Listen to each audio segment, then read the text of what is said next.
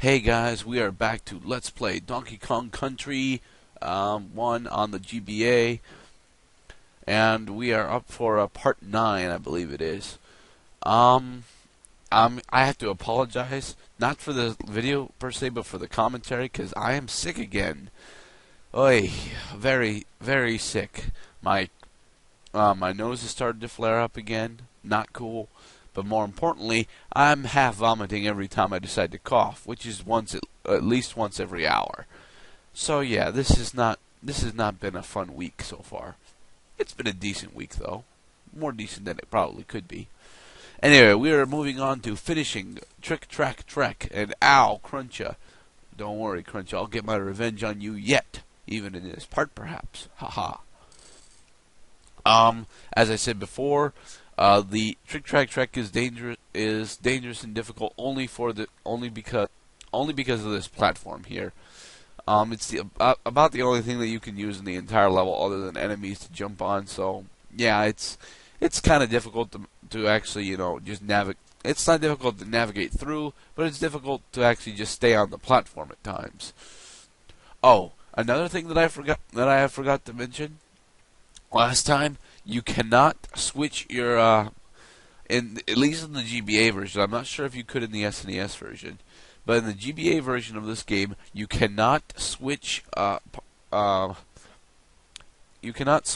your character while you're on the conveyor belt. Why? Because they said so. There's no real reason for it, but the switching button just simply doesn't work, which happens to be select if you're curious. Here we have a bonus stage, and woot, I get the best score, 3 lives. Yay! Flip that hat, Diddy. Flip it like you mean it. Alright, and now that is the end of Trick Track Trek. And we are moving on to Poison Pond. This level confuses a lot of people, not because it's hard, not because it's difficult, because it technically is slightly both of those things. But, because, what the fuck are we swimming in? This is the only time this palette is used, and I'm kind of happy for that, because it is nauseating to look at most of the time. So, anyone who gets vomitous while you're looking at this, well, go watch some, Robot Unicorn Attack. That should help. Or, maybe it'll make it worse. I don't know. Poison Pond is, well, supposedly filled with poison. Which is, why this level doesn't actually make sense. If it's filled with poison, we shouldn't be able to swim in it. And neither should any of these fish. The large rotating gears make sense because, they're supposed to be part of the pollution. But the squeegees. Oh, you evil squeegees. I do not like the squeegees. Squeegees are jellyfish. That's what they are. I don't remember what the tiny fish are called. Maybe they're called bite size. I think they're called bite size, actually. But I go through a majority of this level without much problems. It's not all that interesting of a level once you take out the fact that we're not even supposed to be in here. It's supposed to be poison. I mean, come on. Or just normal apes, an ape and a gorilla and a chimpanzee. We shouldn't be able to swim in poison. And yet we're swimming in poison anyway. Damn you, physics. Or, wait, that wouldn't be physics. That would be biochemistry. Damn you, advanced biochemistry that I'm not taking the time to look up. Alright, and here we get Ungard again. Yay! Ungard is awesome, and anyone who says otherwise is mean, as I've already said. I'm probably going to end up repeating myself a lot in this video, simply because, well, I don't really have all that much to say. Poison Pond is rather boring, actually. It's like the only water level that manages to do that, though. I mean, Croctopus Chase, you had the false impression that you were being chased by Croctopi all over the damn place. So it was a little bit tense every now and then. And even in the first level, it was like, oh, cool, water level. Wait, we're from Mario. We don't like water levels, except this is one that doesn't happen to be that bad, And this water level isn't that bad either. It's like all platforming levels, it's incredibly linear. There are a few alternate paths you can take, but they won't actually get you to the exit. And there's really not much to say about this level, guys. There's bite-sized freaking everywhere at the end.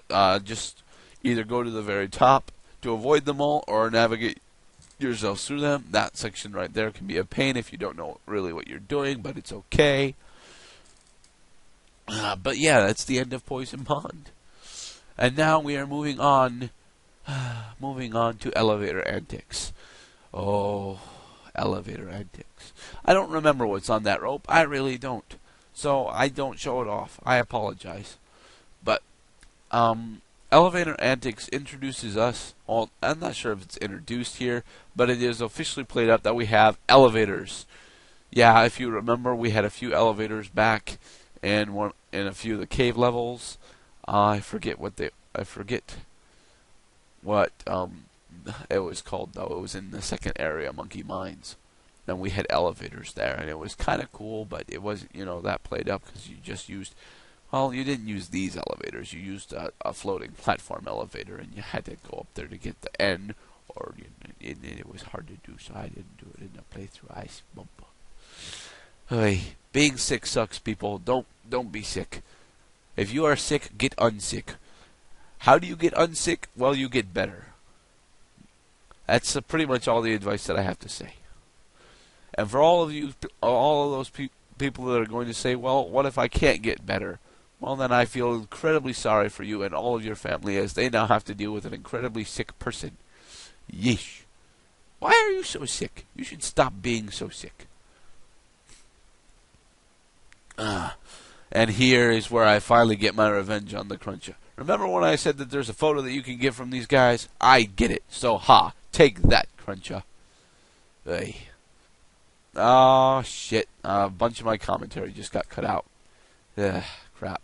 Anyway, you'll notice that I actually played both this level and Poison Pond relatively well. There's the exit, by the way. And you're probably wondering how far we're actually going to get in a 10-minute video. Wait a minute. We're not even at the exit yet. What the hell am I thinking? Sorry, guys. I actually did end up editing the video, and it's going to sound like crap now, but it's what I had to do. Anyway, we finish up elevator antics and move on to Blackout Basement. This level is a pain. It was a pain the first time I recorded it, and it's a pain the second time that I'm voice recording it. So yeah, Blackout Basement is interesting because, well, every few seconds, I believe it's every 5 seconds, the screen totally blacks out, with the exception of your character models. And because you just have view of your character models and none of the stage, it gets incredibly difficult to actually see what you're supposed to be doing. So yeah, I get through the first half of Blackout Basement relatively well, but please note that I'm not actually going to finish it. I'm just not good enough at Blackout Basement to actually finish this. The platforming sections here are incredibly difficult to do while it's blacked out. It is possible, however. There are speedrunners who do Blackout Basement incredibly well, and they deserve internet cookies. Lots of them. So yeah, go down here to get into a bonus stage. It is a relatively easy bonus stage, with the exception of you can't see anything. So, just wait till the lights turn on, shoot up the middle, grab the end, and leave. One thing I like about this particular Donkey Kong game, yeah, there finally I start to cough, is that, shit, I get hit again. Damn it. Anyway, one thing I like about this particular Donkey Kong Country game is if you fail a bonus room, it's still sent, and with all the Donkey Kong Country games, rather, if you fail a bonus room, they send you to the bonus room exit point. So it's not a win point, it's actually just an exit point. It's kind of cool that way. You don't, have to actually win the bonus room to get farther into the level.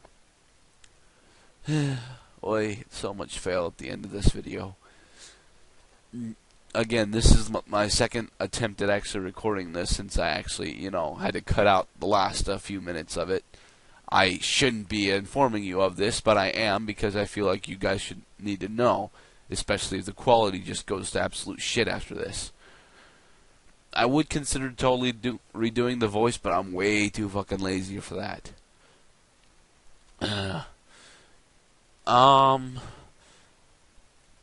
I think I might actually link you guys to a few of the Blackout Basement speedruns that I've seen, because those are actually kind of fun to watch, and they're really cool guys. You should totally check them out. Anyway, that is the end of this video. Hope to see you guys again soon, and be safe. Meowness.